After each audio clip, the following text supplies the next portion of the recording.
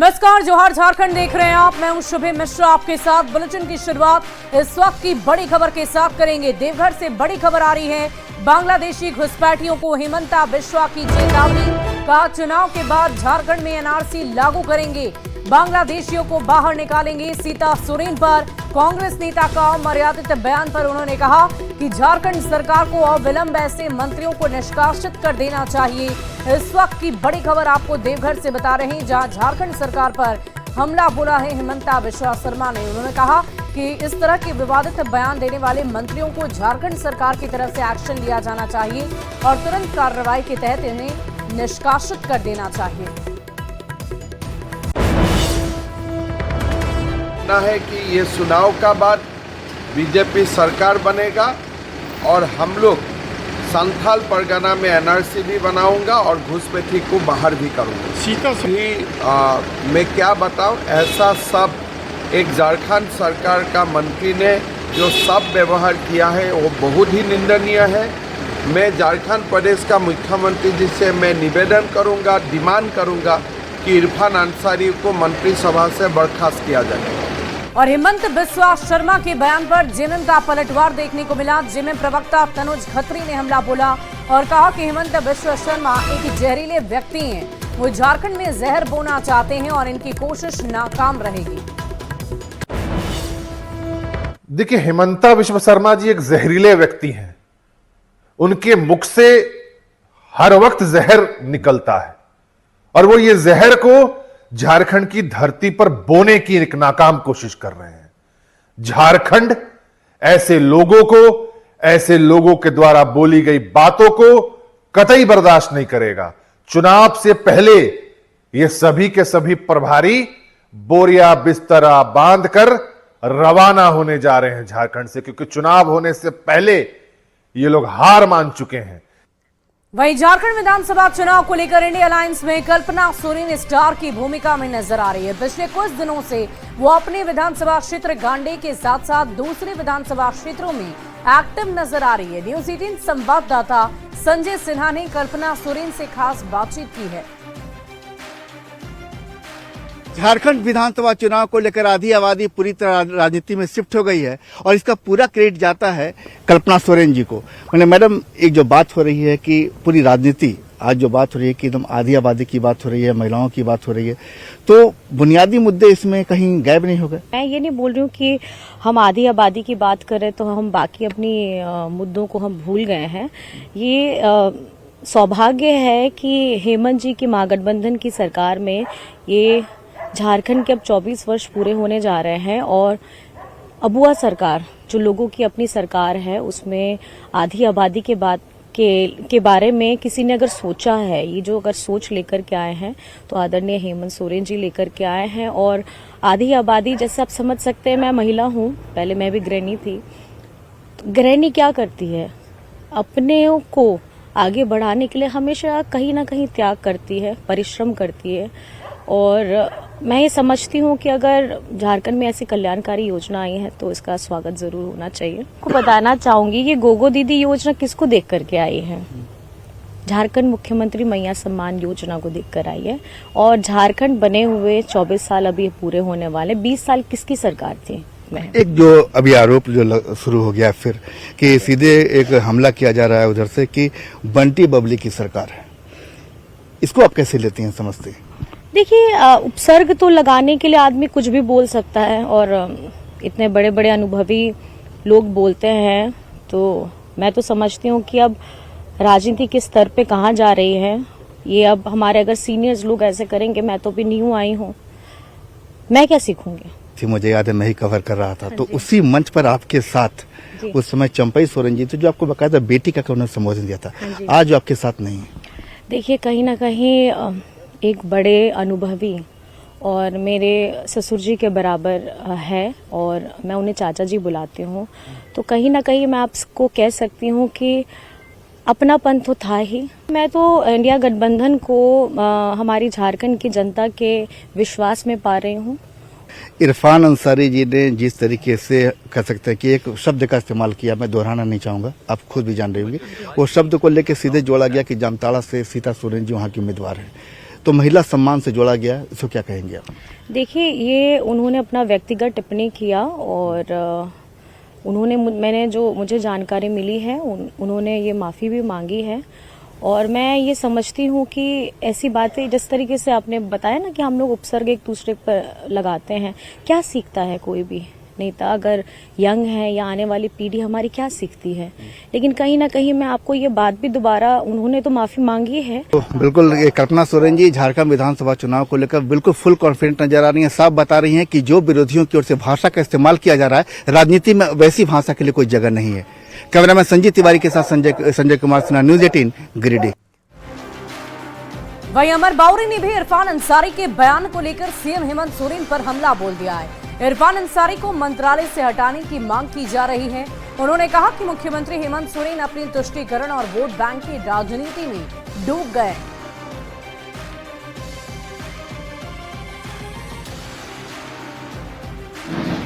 यह डिमांड करते हैं हम लोग कि भाई अविलंब जो है इरफान अंसारी को मंत्री पद से बर्खास्त किया जाए। इरफान अंसारी के बयान पर कांग्रेस नेता अलका लांबा ने कहा कि अपराध को अपराध की तरह देखना चाहिए। हम इरफान अंसारी का समर्थन नहीं करते, कानून के तहत कार्रवाई की जानी चाहिए। पार्टी के भीतर का आदमी हो, पार्टी के बाहर का आदमी हो, राजनीतिक हो, गैर राजनीतिक हो, अपराध को अपराध के नजरिए से देखा जाना चाहिए। कानून में जो धाराएं हैं कि अगर आपने वर्बली कुछ कहा है, फिजिकली हार्म पहुंचाया है, हर तरीके का कानून खुद कांग्रेस राज में जो है वो निर्भया के बाद जस्टिस वर्मा आयोग की सिफारिशों के आधार पर कानून है। मैं बिल्कुल इस बात के लिए कभी हम समर्थन नहीं करते, चाहे वो इरफान अंसारी हो, महिला किसी पार्टी की ये हो, हम पूरी तरह से इसकी निंदा, इसका विरोध और इस पे कानूनी कार्रवाई की मांग करते हैं। वहीं बीजेपी सांसद निशिकांत दुबे का बड़ा दावा। निशिकांत दुबे ने राज्य सरकार की चिट्ठी को पोस्ट करते हुए कहा कि बांग्लादेशी घुसपैठी चुनाव से पहले बड़ी संख्या में झारखंड आते हैं, फर्जी डॉक्यूमेंट बनाकर नागरिकता दिलाई जाती है। एनआरसी लागू नहीं होने के बाद ही इसे रोका जा सकता है। आदिवासियों की संख्या घट जाए, आदिवासी मर जाएं, आदिवासी तुरहित हो जाए, इसके लिए ना कांग्रेस को मतलब है, ना झारखंड मुक्ति मोर्चा को मतलब है। और संथाल परगना एक ऐसे भयावह स्थिति में है कि जो ग्रेटर बांग्लादेश बनने की स्थिति है वो संथाल परगना से उसकी शुरुआत हो रही है। और इस पर जब तक कि एनआरसी लागू नहीं हो जाएगा, आदिवासियों का जमीन हम उनको वापस नहीं लौटा देंगे, और जब तक बांग्लादेशी घुसपैठियों को यहाँ खदेड़ कर नहीं भगा देंगे, भारतीय जनता पार्टी चैन से नहीं बैठेगी। और रांची से इस वक्त की बड़ी खबर आ रही है। बरहेट और टुंडी से बीजेपी उम्मीदवार का ऐलान किया जा चुका है।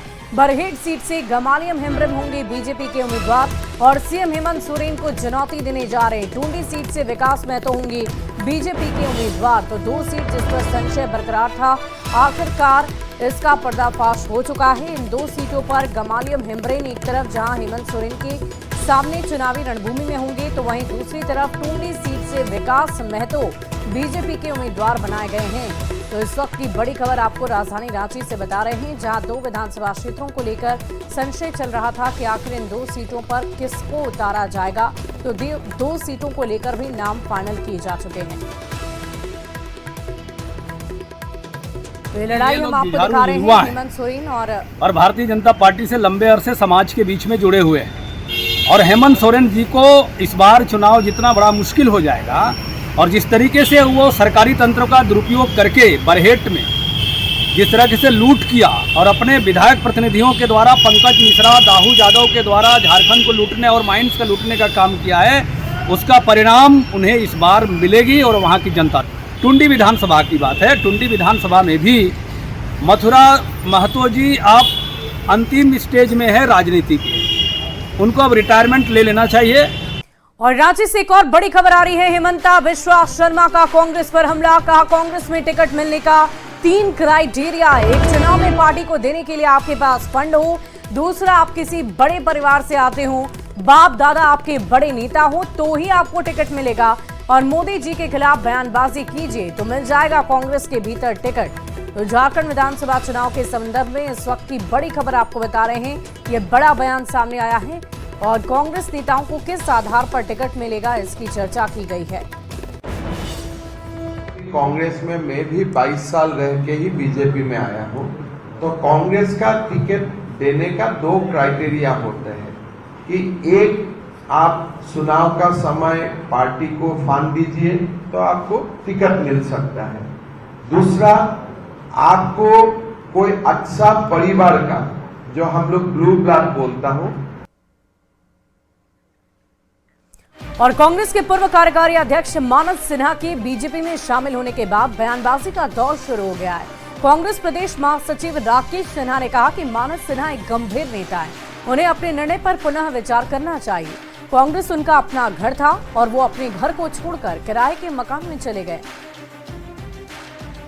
हम उनके उज्जवल भविष्य की कामना करते हैं। इस निर्णय पर सोचना चाहिए था, क्योंकि जिस परिवार में आपका बचपन गुजरा हो, जिस परिवार के पालने में आप अपने पांव फैलाए हों और कोई भी नाराजगी उस परिवार से हो, तो हमें यह लगता है कि घर नहीं छोड़ना चाहिए। तो अगर घर उन्होंने छोड़ा है तो भाड़े के मकान में ज्यादा दिनों तक कोई टिक भी नहीं सकता, क्योंकि उसका तो मालिक का मर्जी चलता है। राजधानी रांची से इस वक्त की बड़ी खबर आ रही है। करीब 150 छात्राओं को कैद कर लिया गया है। लालपुर थाना क्षेत्र में करीब 150 छात्राएं कैद हुई। हॉस्टल के गेट पर ताला जड़ दिया गया। लाली कच्छप नाम की महिला ने ताला जड़ दिया है। सूचना के बाद मौके पर पुलिस की टीम पहुंची। ताला तोड़ने के लिए मजिस्ट्रेट को सूचना दी गई है। तो इस वक्त की बड़ी खबर आपको राजधानी रांची से बता रहे हैं। सूचना के बाद पुलिस मौके पर दलबल के साथ पहुंची है। हॉस्टल के ताला को तोड़ने की कवायद की जा रही है। रांची के लालपुर थाना क्षेत्र स्थित थड़पकना में मौजूद गर्ल्स हॉस्टल को एक महिला के द्वारा, जो कि लाली कच्छप है, उनके द्वारा सील कर दिया गया है और जो लड़कियां हैं वो इस सील बंद हॉस्टल में रहने को मजबूर हैं। क्या कुछ परेशानियां हो रही हैं आप लोगों को यहाँ रहने से, किस तरह से? सर, हम लोग को बाहर नहीं जाने दिया जा रहा है क्योंकि गेट को बंद कर दिया गया है और क्लास जाने में भी दिक्कत हो रहा है। प्लस में लाइब्रेरी जाना रहता है, स्कूटी निकालना रहता है, मेस का खाना आता है, तो वो सब सारी चीज़ें बंद हो गई है। तो खाना लाने में या फिर क्लास वगैरह जाने में तो प्रॉब्लम हो रही है। वो औरत आती हैं हमेशा, लगभग 2-3 लोग के साथ आती हैं, गाली वाली देती हैं, भगती हैं और फिर चली आती हैं। ये गेट तो अभी जो लॉक हुआ है वो फर्स्ट टाइम हम देख रहे हैं अपने रहते हुए में, पर बाकी ऐसे प्रॉब्लम लगभग होता ही है। बहस आंटी से भी होता है, वार्डन जो हमारी हैं उनसे भी बहस होता है। पीछे का हमारा गेट बंद कर दिया गया है। बताइए, मेरा कॉलेज है, वो ऐसे करती है, हर दिन हमें काम होता है। अब हम लोग यही सब नहीं ना झेलते रहेंगे सामने वाले का। जिसको पढ़ने जाना है, जिसको कोई मेडिकल इमरजेंसी हो जाए या कुछ भी हो जाए, तो हम लोग कैसे करें वो सारा चीज़। देख सकते हैं तमाम जो लोग हैं, चाहे वार्डन हो या फिर जो यहाँ पर रहने वाली बच्चियाँ हैं, वो तमाम लोग जो हैं वो परेशान हैं। क्योंकि जाहिर तौर पर अगर कहा जाए तो जिस तरह से ये पूरी घटना को कारित किया गया है, जिस तरह से लॉक किया गया है, उसके बाद से ही लोग यहाँ पर परेशान हैं। वहीं पुलिस और जो जिला प्रशासन की टीम है वो भी लगातार इसे खोलने का प्रयास कर रही है। हालांकि अभी भी जो ताला है वो नहीं खुल सका है। अब देखना होगा कि कब तक इस ताले को खोला जाता है और क्या कुछ परेशानियाँ जो हैं उसे दूर किया जाता है। रांची से न्यूज़ 18 के लिए ओम प्रकाश। अगली खबर रामगढ़ विधानसभा क्षेत्र से। नामांकन से पहले आजसू उम्मीदवार सुनीता चौधरी और उनके पति सांसद चंद्र प्रकाश चौधरी ने रजरप्पा के मां छिन्नमस्तिके मंदिर में पूजा अर्चना की है। पूजा के बाद सांसद सीपी चौधरी ने कहा कि हमेशा से रजरप्पा मंदिर में पूजा अर्चना करता रहा हूं और मां का आशीर्वाद मिलता रहा है। रामगढ़ में विकास को लेकर हम लोग लगातार सक्रिय हैं और विकास का ये कारवां आगे भी जारी रहेगा। नामांकन की प्रक्रिया का हम लोग शुरुआत कर रहे हैं, शुभारंभ कर रहे हैं, तो निश्चित तौर पर माँ का आशीर्वाद हमेशा मिला है और हम लोग कामना करते हैं कि चुनाव जीतने के बाद रामगढ़ के विकास के लिए हम लोग जिस प्रकार हमेशा तत्पर रहते हैं और आगे भी हम लोग जनता का सेवा के लिए हम लोग हमेशा खड़ा रहें। और देवघर विधानसभा सीट के लिए बीजेपी उम्मीदवार नारायण दास ने नामांकन दाखिल कर दिया। आपको बता दें कि देवघर सीट से वर्तमान विधायक नारायण लगातार 2 बार बीजेपी का परचम लहरा चुके हैं। नारायण दास का दावा है कि इस बार हैट्रिक लगाकर एक नया कीर्तिमान गढ़ेंगे।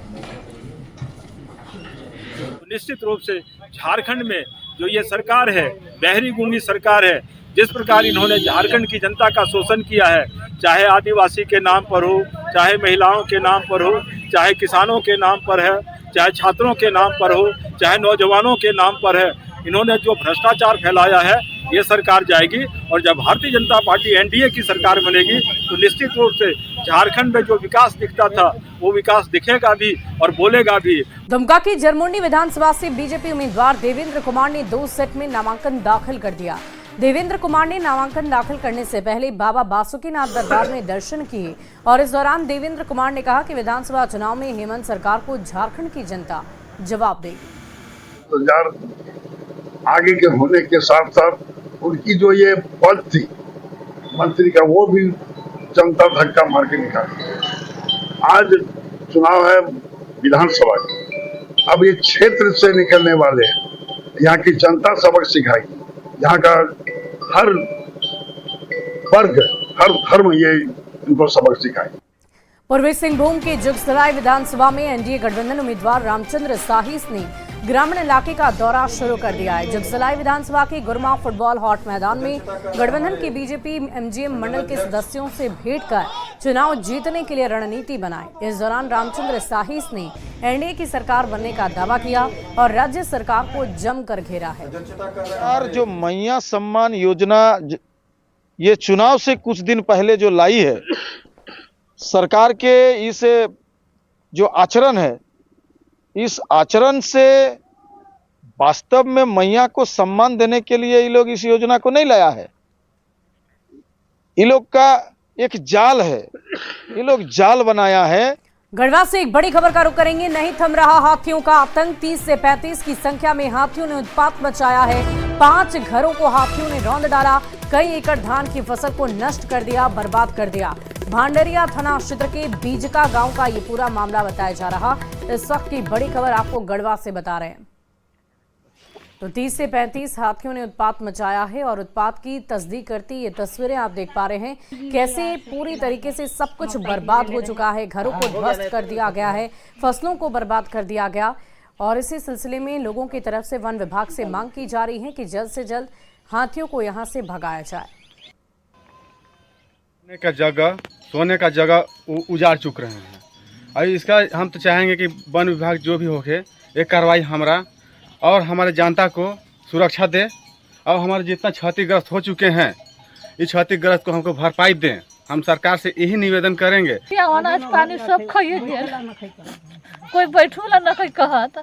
हम केकर जगह जब बैठे यार केकर घर दूरा में बैठे। हमरा घर जल्दी से जल्दी बनवा दियो, अब अनाज पानी दियो तबे न हम खाए। लुगा कपड़ा सब फेंक देलक। गिरिडीह के बजरंग चौक के विश्वनाथ नर्सिंग होम में इलाज के दौरान एक युवक की मौत हो गई। मृतक के परिजनों ने अस्पताल प्रबंधन पर इलाज में लापरवाही बरतने का आरोप लगाया। मौत के बाद नर्सिंग होम में गुस्साए परिजनों ने जमकर हंगामा किया। सूचना के बाद नगर थाना पुलिस ने मौके पर पहुंचकर लोगों को शांत करा दिया। अच्छा था और 1 बजे के बाद मिलने पेशेंट को नहीं देता था। नया पेशेंट ठीक है, आप लोग नहीं मिले, कोई दिक्कत नहीं। और उतना सीरियस पेशेंट रहता था इसको बाहर ले जाया जाता यहाँ से, लेकिन ले जाने भी नहीं दिए।